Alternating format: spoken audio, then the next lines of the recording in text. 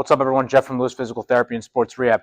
We're going to talk today about the importance and the role of assistance work in a lifting program. And this is not geared towards the athletic population. This is more geared towards the 30-year-old middle-aged lifter that wants to maintain strength, stay healthy, and just kind of find the right way to navigate a program more than anything. So, first thing I'm going to talk about, and this comes from my experience not only from just personally from a training standpoint, but also just from someone in the PT profession being a PT themselves, is very easily, especially as we get older, we accumulate a lot of different kind of, bumps and bruises, aches and pains and whatnot.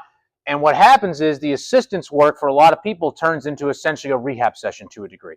And I think we're missing the boat on that. And that's just a little bit too much of it's a little bit too much of, oh, don't worry about the bodybuilding stuff. Just do your correctives and you'll stay healthy and whatnot.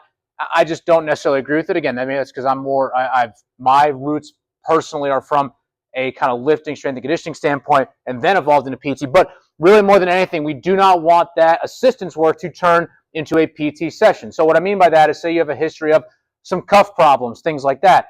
I don't want, you get done with your main compound lift and you're spending 30 minutes doing cuff work. That's not the point. One, that's too much. So what I generally recommend to people more than anything is we include our what do you want to call them, correctives? I don't even necessarily like that word. We'll just call it our rehab exercises.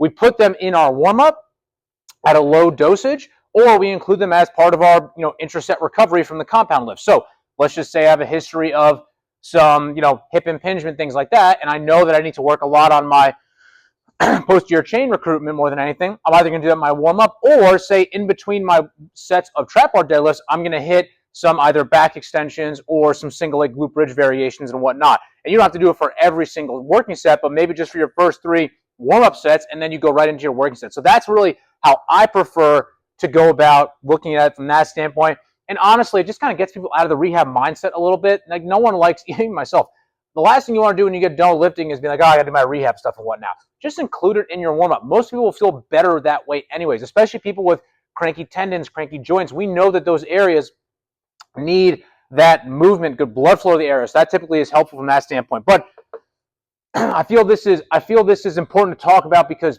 PT, as much as we want it to become like strength and conditioning, PT is not strength and conditioning. Strength and conditioning is a totally different entity. You need to have PT to be able to prepare you for that, but that cannot be the sole thing more than anything. And yes, that differs on each individual we're talking about, and there's different nuances to that. But I do think it's important to have those distinctions of not letting your true strength sessions become PT, because then you're going to be underloading from that standpoint. So just an important thing I want to talk about. But more than anything, the goal of your assistance work is to bring up your weak areas, and weak areas being areas that need more attention, time spent working on to help bring up your compound work more than anything. So key areas we typically see, let's say from an upper body standpoint, triceps, lat, and upper back. So from a benching standpoint, you need to have good tricep, you need to have a good amount of tricep strength. You need a sufficient amount of lat and upper back strength. For bench pressing especially, you need to be able to have that shelf of the upper back to create tension on as you are going through that movement. What we don't want, especially from that standpoint, is we don't want all the stress from a benching to go right through all pec and all front of the shoulder. So we need to have these 2 areas, especially if you're someone that does a lot of upper body pressing, to be involved there. And especially if you're doing a lot of overhead pressing, yes, we need to make sure you have a good sufficient deltoid involvement, things like that. But these are 2 areas specifically that are important to have. Now, I mean, it doesn't really have much effect onto certain lifts, but I like putting biceps in there too because, some people will say, oh, well, there's no point in doing biceps and whatnot.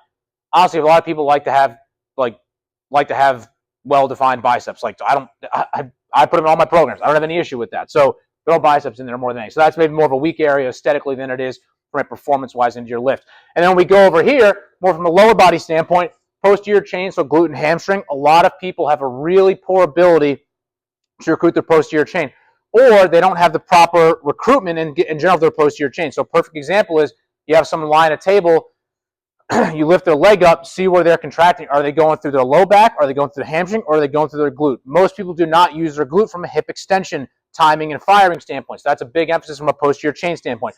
And then the lower back in general as well. That's a big thing there. I mean, a lot of times you see people with weak lower back, weak erectors, and that is going to be crucial, especially if you are doing from a spinal loading standpoint. You're doing a lot of pulling off the floor.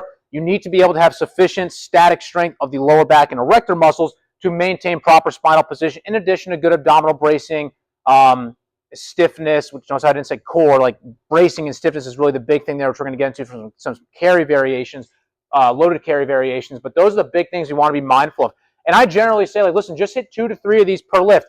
Doesn't have to be obviously each one. You can kind of play around with switching here more than anything. But keep your lifts quick. And again, the reason I say that is because I'm primarily talking about, again, 30-year-old men or middle-aged men, and typically in these cases, we have other prior and obligations, family, work, just life in general. So we don't have time to be spending on 5 to 6 different assistance exercises, assistance work. So that's why, again, going back to this, I put the other kind of rehab stuff in your warm up. So that's kind of really the main goal here is bringing up your weak areas. Now, when we drop down to number 3 here, there definitely gets a bad rap to a degree of, having a bodybuilding emphasis on certain things. Everyone thinks you need to just lift heavy, and yes, you do.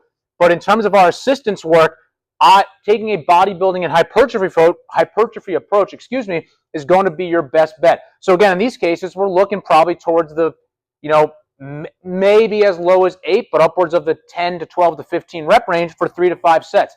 And what I also want to say is, it's not just a matter of, I'm just kind of going through the motion, doing 10 and whatnot. Like, I want people, like, if I say, like, okay, 3 by 10, for example. 3 by 10 gets a bad rap because it's the classic PT. Just go do some clamshells for 3 by 10, this and that, and whatnot.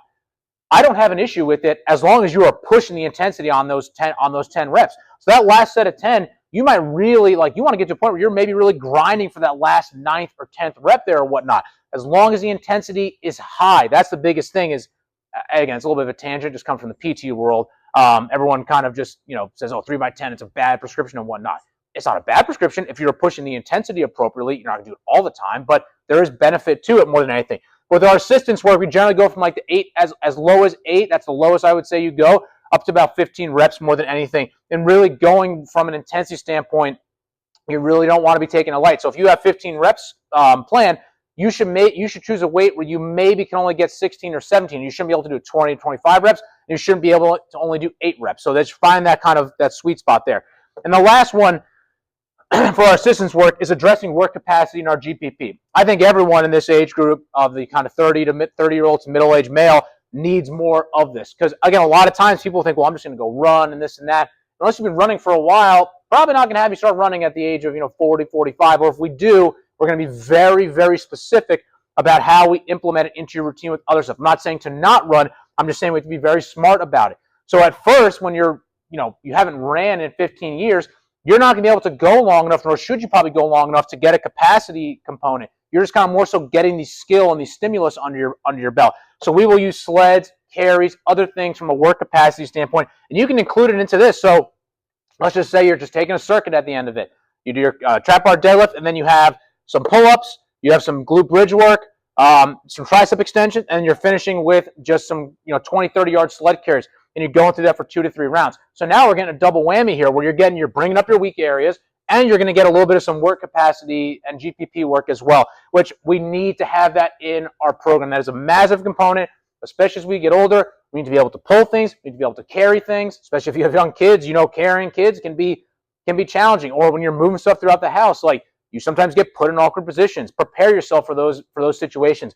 So again, this is just feel an important thing to talk about, because I see the assistance work just get absolutely butchered by so many extra kind of PT rehab things when it really should be focusing on this from down here. Again, there is absolutely need for this, but include these things that you need to based on your previous injury history.